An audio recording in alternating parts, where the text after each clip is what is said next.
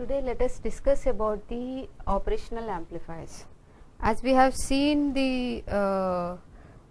as we have learnt about differential amplifiers, as we know that the differential amplifiers are the basic building blocks of the operational amplifiers. In the sense, the operational amplifier looks like something like this.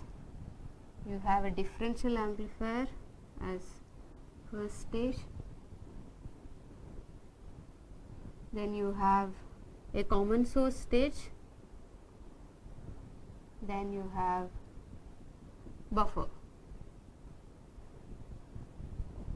This is your V out and this is your Vi1 and Vi2. So basically the ideal operational amplifier, the basic model of the operational amplifier consists of the differential amplifier and common source stage. We need not take the buffer into account, because if you are considering the which type of load you want to drive, you need a buffer. So the basic operation of the operational amplifier is just to amplify. So we will just see the differential amplifier and the common source stage. So now we know you have the differential pair and you have the V bias, and this is actually the current source, and then you have the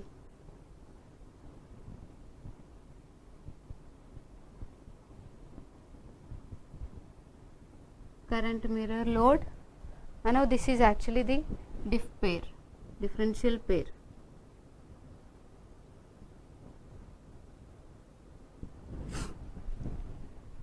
Vi1, Vi2,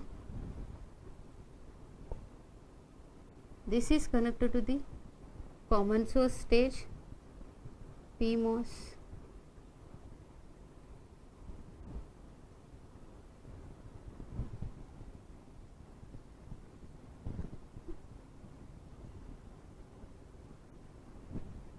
so you take your output here, this is connected to VDD.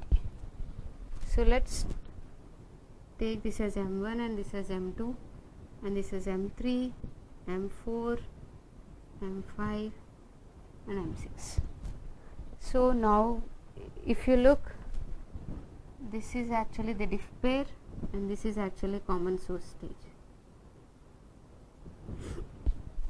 So what happens if you keep a resistor at the output?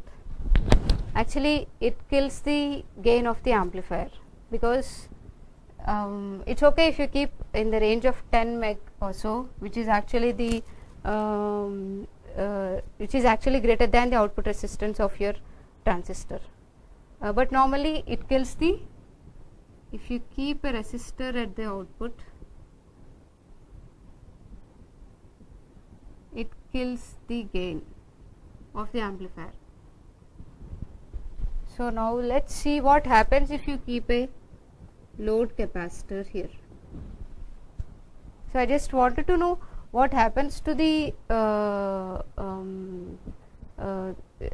at what rate you have to charge the capacitor or discharge the capacitor. Let's see, you have, this is actually the common constant current source.